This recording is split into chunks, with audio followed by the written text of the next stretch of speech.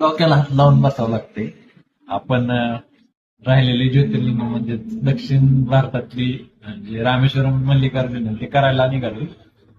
आपला टेंट आपण सोबत घेतला नाही, वेळ नाही म्हणून आपण जमल तेवढं लवकर करण्याचा प्रयत्न करायचा म्हणून. आणि झाले असं की आम्ही आता आहे कर्नाटकात कित्तूर मध्ये पोहोचलोय. आणि रूम भेटत नाही. रूम भेटते तर स्वच्छता नाही, परत बजेट नाही, असलं काहीतरी उद्योग आहे. आता एक रूम भेटली तर त्याचा मॅनेजर येत नाही. कसं करायचं ही मनभटक्याची परिस्थिती झाली.